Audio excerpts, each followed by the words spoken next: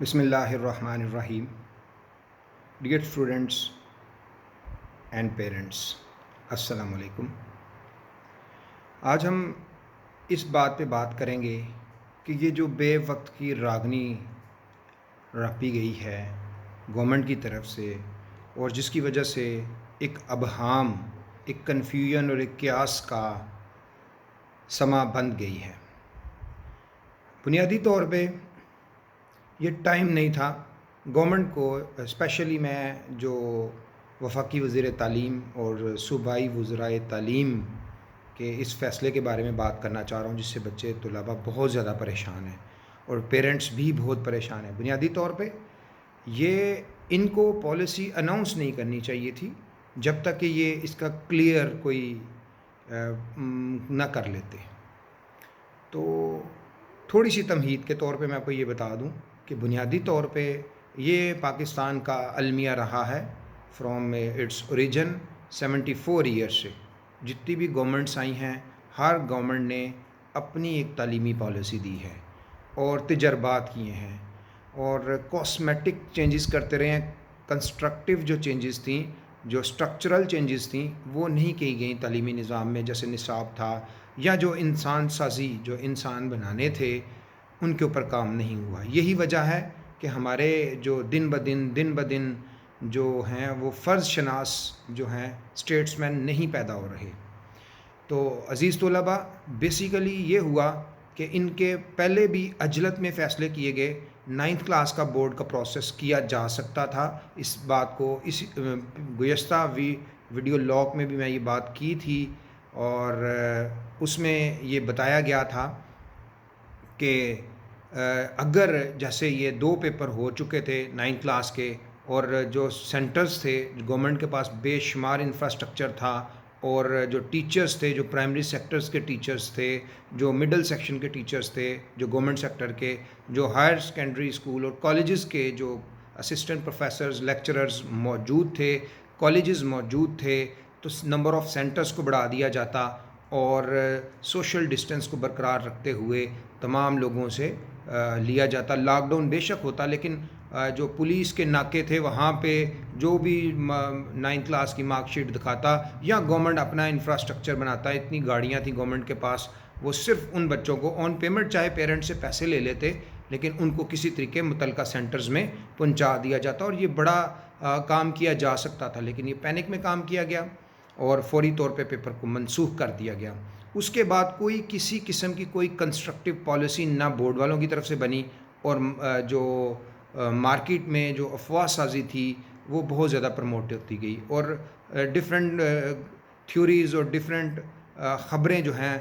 من گڑت خبریں جو تھیں وہ پھیلتی رہیں، جس کی وجہ سے کنفیوژن، کیاس اور ابہام کا مزید لوگ شکار ہو گئے. اب بنیادی طور پہ ان سے دوبارہ پھر انہوں نے وہی غلطی کر دی. بیسیکلی مسئلہ یہ ہے پاکستان میں جمہوریت تو سب کہتے ہیں، لیکن جو جمہوریت کا بنیادی ادارہ ہے جس کو سیاسی جماعت کہتے ہیں، وہ پاکستان میں موجود ہی نہیں. جو سیاسی جماعتیں موجود ہیں وہ اپنے خاندانی مفادات کو دوام دیتے ہیں، اور جب سیاسی جماعتیں نہیں ہوتیں تو پھر گروہ بن جاتے ہیں، جس کو ہم نے سول سوسائٹی کا نام دیا. اور یہ سول سوسائٹیز کو فارن فنڈڈ NGOز نے بھی پروموٹ کیا. اور بڑی بدقسمتی ہے پنجاب کے لیول پہ جو ہمارے 2 وفاقی وزیر اور صوبائی وزیر دونوں کا جو حلقہ انتخاب ہے وہ سول سوسائٹی کے نام نہاد سول سوسائٹی کے جو ہے نمائندے کہلاتے ہیں. یعنی کہ ڈیفنس لاہور کا جو علاقہ ہے وہاں پہ یہ جو لبرلز ہیں، جو اپنے آپ کو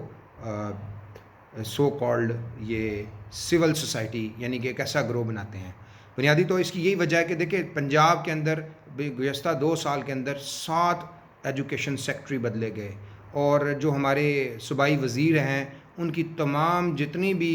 کوششاں تھیں وہ صرف اور صرف اپنے ووٹ بینک کو اور اگلا الیکشن جیتنے کے لیے ساری کارگزاری کی جا رہی ہے. اس میں جو بنیادی چیزیں تھیں اس پہ کوئی دھیان نہیں دیا گیا. ابھی بھی انہوں نے جو فیصلہ کیا، اس فیصلے سے سب سے زیادہ نقصان ان بچوں کا ہوا جو 9th کلاس کے، فرسٹ ایئر کے اور سیکنڈ ایئر کے، جن کے ایگزام ہونے تھے، جنہوں نے پورا سال محنت کی ہوئی تھی، اور اب ان کو ایک ایسی ابہام کی پالیسی کا شکار کر دیا گیا ہے جس کا ان کے پاس کوئی حل نہیں. اور عزیز طلباء، میں آپ کو بر وقت یہ آگاہ کرتا ہوں میں پہلے کہتا تھا یہ نہیں ہوگا، لیکن ابھی بھی 100% آپ اس بات کو نہیں کہہ سکتے، کیونکہ ہماری جو کرنٹ گورنمنٹ ہے ان کے ہاں یو ٹرن جو ہیں وہ پالیسی سازی کا ایک حصہ ہے، اس لیے کچھ بھی یہ چینج کر سکتے ہیں، یہی ان کی کریڈیبلٹی ہے۔ تو ابھی آپ نے کانٹیجنسی پلان کے طور پہ اپنے آپ کو بالکل ایکوپ رکھنا ہے، تیار رکھنا ہے کہ یہ کسی وقت بھی کوئی ایسا ڈیسیژن کر سکتے ہیں۔ اب ہم ایسی بات کرتے ہیں جس میں ان کو کرنا کیا چاہیے، سجیشن دیتے ہیں، اور آپ بھی اس بات کو، اس ویڈیو کو زیادہ زیادہ شیئر کریں تاکہ آپ کو سمجھ آئے۔ اب ہم بات کرتے ہیں کوسچن نمبر 1 کی۔ کوسچن نمبر 1 یہ ہے کہ جو پروموشن کا یہ طریقہ کار مبینہ طور پہ بتایا جا رہا ہے، جس کے مطابق یہ بتایا جا رہا ہے کہ بچوں کو پچھلے سال کی کارکردگی کے مطابق ہم پرموٹ کر دیں گے، یعنی کہ ایک بچہ جس نے فرسٹ ایئر میں 60% مارکس حاصل کیے ہوئے ہیں، سیکنڈ ایئر کو بھی اس کے 60% کی بنیاد پہ اس کو مارکس دے دیے جائیں گے۔ اور اسی طرح جو بچے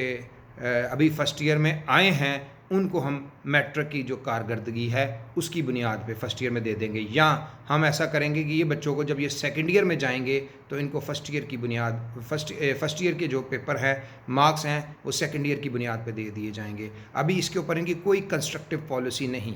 ہماری تجاویز یہ ہیں کہ اصولی طور پہ کسی بھی صورت ایگزامز کے پروسیس کو نہیں روکنا چاہیے تھا، اس کو کرنا چاہیے تھا، اس کے لیے غیر معمولی صورتحال۔ ویسے ہی ہم لوگوں نے ہمارے جو سرکاری ملازمین ہیں، انہوں نے جو ہم ملک کا اربوں روپیہ جن کو ہم سالانہ ان کی تنخواہوں کی شکل میں ان کو دیتے ہیں، ان کو گھر بٹھا کے، اور ان سے کوئی کنسٹرکٹیو پالیسی نہیں لی گئی۔ ان کو بروئے کار لانا چاہیے تھا، اور ابھی تک جو ہے واضح طور پہ تمام پالیسیز آ جانی چاہیے۔ اگر آپ کو آکسفورڈ اور کیمبرج سسٹم کے جو AO لیولز ہیں ان کے امتحانات کے بارے میں ان کی پالیسیز کو دیکھا جائے، جب انہوں نے اناؤنس کیا تھا کہ this year we have to cancel, ہم کینسل کرنے جا رہے ہیں اس تمام ایگزامینیشن پروسیس کو، تو انہوں نے اس کے بعد اس کے اوپر پوری کنسٹرکٹیو جو ہے پالیسی دی، کسی قسم کا کنفیوژن اور کیاس کو نہیں رہنے، ابہام کا شکار نہیں ہونے دیا۔ جبکہ ہمارے ہاں جو پہلے عجلت میں امتحانات کو منسوخ کیا گیا، اس کے بعد پھر ایک پالیسی، ایک بیانیہ، دوسرا بیانیہ، تیسرا بیانیہ، اور اینڈ پہ آ کے جب ضرورت بھی نہیں تھی، ابھی اس کے اوپر اس کو تھوڑا ڈیلے کیا جانا چاہیے تھا، تاکہ جو ایجوکیشن کا جو انسرٹینٹی بنی ہوئی تھی اس کو مزید انسرٹن کر دیا گیا، اور جس کی وجہ سے بچوں کا پہلے ہی بنیادی طور پہ سال ضائع کر دیا۔ شروع سال میں آپ نے دیکھا ہوگا کہ وزیر موصوف جو سوشل میڈیا پہ رہتے تھے، انہوں نے سردی کے نام پہ بھی پورا 1 مہینہ بچوں کا ضائع کروا دیا۔ میں کہتا ہوں کہ آپ ہمارے ملک کی مسائل کو ہمارے ملک کے ہی مطابق دیکھیں، غیر ممالک کی نظر سے نہ دیکھیں۔ اب آتے ہیں ہم حل کی طرف۔ اب ہونا یہ چاہیے، دوسرا سوال یہ ہے جو سپلی، جن بچوں کی فرسٹ ایئر میں سپلی ہے، 9th کلاس کا اور 10th کلاس کا تو اتنا ابہام نہیں پیدا ہو رہا۔ 9th کلاس کا اور فرسٹ ایئر کا اتنا ابہام اس لیے پیدا نہیں ہوگا کہ یہ جو موجودہ 9th کلاس ہے اس کو 10th میں پروموٹ کر دیا گیا، اور یہ جو 10th کا پیپر دیں گی اس کے مطابق ان کے مارکس، یہ تو بالکل کلیئر ہو گیا، کیونکہ انہوں نے تو ابھی تک ان کی تو سپلی کا سوال ہی پیدا نہیں ہوتا۔ اسی طرح فرسٹ ایئر ہے، وہ بھی ابھی ایگزامینیشن پروسیس میں نہیں گئی تھی، ان کا بھی سپلی کا سوال۔ اب سوال یہ پیدا ہوتا ہے جنہوں نے پچھلے سال فرسٹ ایئر کے پیپر دیے تھے اور جن کا رزلٹ اناؤنس ہو چکا ہے، ان میں ان بچوں کو کس طریقے سے سیکنڈ ایئر میں پروموٹ کیا جائے۔ تو اس میں یہ دیکھا جائے کہ جن بچوں کی فرسٹ ایئر میں سپلی آئی ہے، میرا خیال ہے کہ میٹرک کے مارکس کو بھی ساتھ جوڑ دیا جائے، تاکہ میٹرک کے اور فرسٹ ایئر کے جو مارکس ہیں اس کے مطابق ان کا جو مارکس ہیں ان کو مینٹین کر کے تو ان کو سیکنڈ ایئر کی بنیاد پہ کر دیا جائے، کیونکہ ایگزامینیشن میں کچھ بچے بہت اچھے ہوتے ہیں لیکن وہ ایگزامز کے اندر جانے کی وجہ سے پریشان ہو جاتے ہیں اور ان کا جو رزلٹ ہے وہ ڈاؤن ہو جائے، کوئی اور ادر فیکٹرز بھی آ جاتے ہیں۔ تو اس لیے جو ارباب اختیار ہیں ان کو فوری طور پہ جو کنسٹرکٹیو پالیسی ہے، اسپیشلی جو سیکنڈ ایئر کے حوالے سے جو پالیسی ہے، اور جن بچوں کی سپلیاں ہیں ان کو سامنے لانا چاہیے اور بچوں کی حق تلفی نہیں ہونی چاہیے۔ اور ایک اور آخری بات، آپ اس بات کو اپنے پاس مارک رکھیے گا، اس بات پہ اتنی لے دے ہوگی، اتنی حق تلفی ہوگی کہ یہ بالکل اسی طرح جس طرح ہمارے ہاں الیکشن کا پروسیس ہوتا ہے اور سارا 5 سال دھاندلی چلتی رہتی ہے، ریگنگ ہی چلتی رہتی ہے، اسی طرح اس میں بھی ایسا ہی ہوگا اور لیکن میں ان بچوں کو یقین دلاتا ہوں جن کے ساتھ یہ حق تلفی کریں گے، لیکن جو آپ کا رب ہے وہ آپ کے ساتھ حق تلفی نہیں ہونے دے گا۔ یہ بچے کسی بھی صورت جب اوپر آ جائیں گے، لیکن ان کی ترقی ان کے راستے میں رکاوٹیں رہیں گی، ان کی دنیا بھی برباد ہوگی، ان کی آخرت بھی برباد ہوگی۔ اس لیے اپنی محنت پر، اپنے آپ پر یقین رکھیے، محنت کیجئے، اور ابھی بھی میری آپ سے یہ آپ کو مشورہ ہے میرا کہ آپ اپنے سیکنڈ ایئر کی بکس کو بھی ساتھ ساتھ تیار رکھیں، تاکہ کسی بھی اگر سول سوسائٹی کا یا سوشل میڈیا پہ زیادہ، چونکہ اشرافیہ تو جو اشرافیہ کے بچے ہیں ان کو تو یہ سارا پروسیس سوٹ کرتا ہے، تو جو میڈیوکرز ہیں، جو بیچارے غریب غربا کے بچے ہیں یا چھوٹے سیکشنز کی سوسائٹی کے بچے ہیں، طالب علم ہیں، ان کے لیے مسائل ہیں۔ تو ہم سب دعا گو ہیں، اللہ تعالیٰ آپ سب کو کامیاب کرے، اور آپ لوگ اپنی جو ہے تیاری کو ہر صورت تیار رکھیں اور اپنی آواز کو زیادہ سے زیادہ پہنچائیں، تاکہ کسی بچے کی حق تلفی نہ ہو۔ جن بچوں کی سپلیاں ہی ہیں ان کے سب کا تعلیمی جو نظام ہے اس کو دیکھا جائے، یا پھر ان کو کوئی ٹائم دے کر ان سے متعلقہ مضمون کی سپلی لی جائے، یا دو دو تین تین سبجیکٹس بھی لیے جا سکتے ہیں جن کی بہت زیادہ ضرورت ہے، تاکہ زیادہ پروسیس اردو، انگلش، اسلامیات ان کو چھوڑ کے جو میجر سبجیکٹس ہیں، میتھمیٹکس ہے، فزکس ہے، کیمسٹری ہے، اسی طرح دوسرے، ان کو ملا کے بھی پیپر لیے جا سکتے ہیں، تاکہ بچوں کا جو ایکچول پوٹینشل ہے وہی سامنے آئے، اور ان کو صرف اس وجہ سے کچھ بچوں کی حق تلفی نہ ہو جائے کہ وہ پچھلے سال کسی بیماری کی وجہ سے، کسی مجبوری کی وجہ سے، کسی دیگر خاندانی مسائل کی وجہ سے وہ کسی طریقے نمبر نہیں لے سکا، تو اس نے پوری بھرپور تیاری کی تھی، لیکن سیکنڈ ایئر کے پیپر نہ ہونے کی وجہ سے اس کی حق تلفی نہیں ہونی چاہیے۔ Thank you very much. السلام علیکم۔